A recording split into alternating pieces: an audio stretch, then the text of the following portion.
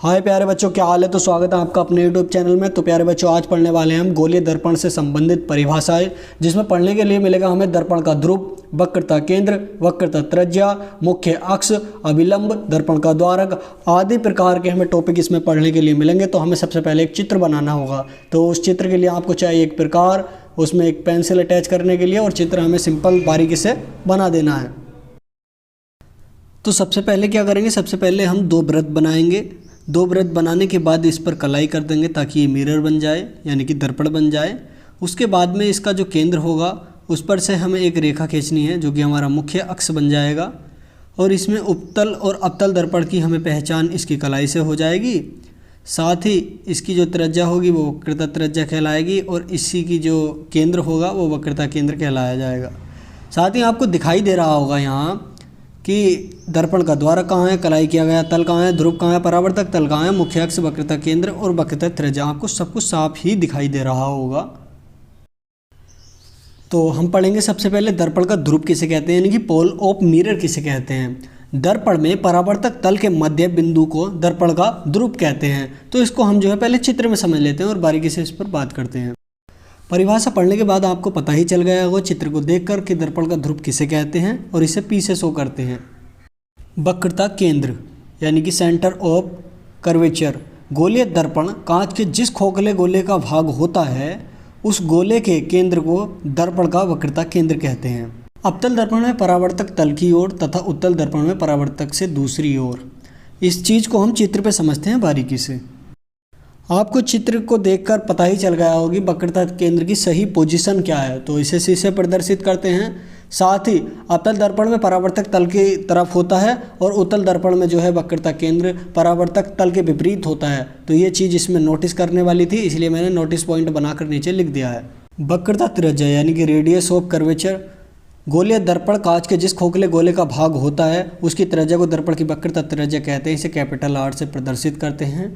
तो इसे चित्र के हिसाब से बारीकी से समझते हैं।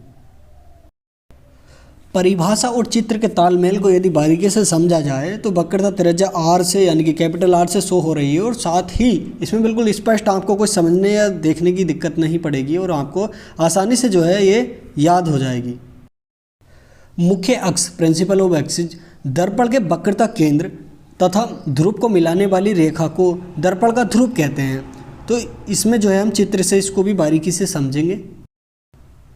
तो इस चित्र को देखकर आपको इसकी सही डायरेक्शन और सही पोजीशन का पता चल गया होगा कि मुख्य अक्ष कहाँ होता है। अभिलंब नॉर्मल। गोलीय दर्पण के किसी बिंदु को वक्रता केंद्र से मिलाने वाली रेखा उस बिंदु पर अभिलंब होती है। कैसे, आइए चित्र की मदद से समझते हैं। यदि आप चित्र को ध्यान से देखें तो चित्र का जो एक सिरा यानी कि दर्पण का जो एक सिरा है एम, वो सी से मिल रहा है, यानी कि यही जो है अभिलंब है। दर्पण का द्वारक अपर्चर ऑफ मिरर। दर्पण के परावर्तक तल के व्यास को दर्पण का द्वारक कहते हैं। आइए इसको भी चित्र की मदद से समझते हैं। आपको चित्र में दिखाई दे रहा होगा कि एम और एम डैश जो है दर्पण का द्वारक है। फोकस अथवा मुख्य फोकस। फोकस और प्रिंसिपल फोकस। गोलीय दर्पण से मुख्य अक्ष के समांतर चलने वाली प्रकाश की किरणें दर्पण से परावर्तन के पश्चात मुख्य अक्ष के किसी बिंदु पर या तो वास्तव में मिलती हैं या मिलती हुई प्रतीत होती हैं। इस बिंदु F को दर्पण का मुख्य फोकस कहते हैं। अवतल दर्पण में परावर्तन के पश्चात प्रकाश किरणें वास्तव में फोकस F पर मिलती हैं, जबकि उत्तल दर्पण में परावर्तन के पश्चात प्रकाश किरणें फोकस बिंदु F से आती हुई प्रतीत होती हैं। आइए इसको बारीकी से चित्र में समझते हैं।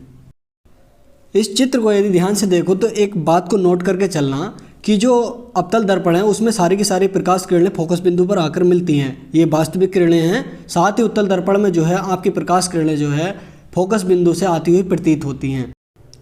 यही कारण है कि अवतल दर्पण का फोकस जो है वास्तविक होता है और उत्तल दर्पण का फोकस जो है आभासी होता है। फोकस दूरी फोकल लेंथ। गोलीय दर्पण के ध्रुव तथा फोकस बिंदु के बीच की दूरी को दर्पण की फोकस दूरी कहते हैं। इसे स्मॉल एफ से प्रदर्शित करते हैं। फोकस दूरी स्मॉल एफ बराबर स्मॉल आर, अर्थात फोकस दूरी वक्रता त्रिज्या की आधी होती है। चित्र में समझते हैं। चित्र में आपको फोकस दूरी और ध्रुव दिखाई दे रहा होगा, यानी कि जहां पर एफ है और पी है उन दोनों के बीच की दूरी जो है फोकस दूरी कहलाती है। फोकस तल फोकल प्लेन।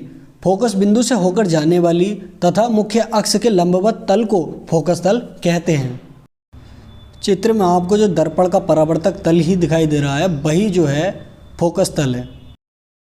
गोलीय दर्पण से संबंधित परिभाषाओं पर यदि आपका कोई सुझाव या सवाल हो तो आप कमेंट सेक्शन में लिख सकते हैं। यदि आपको वीडियो पसंद आए तो प्लीज़ चैनल को सब्सक्राइब कर लेना, साथ ही बेल आइकन को प्रेस कर लेना। मिलते हैं आपसे एक नई वीडियो के साथ, तब तक के लिए लेते हैं विदा। Thank you.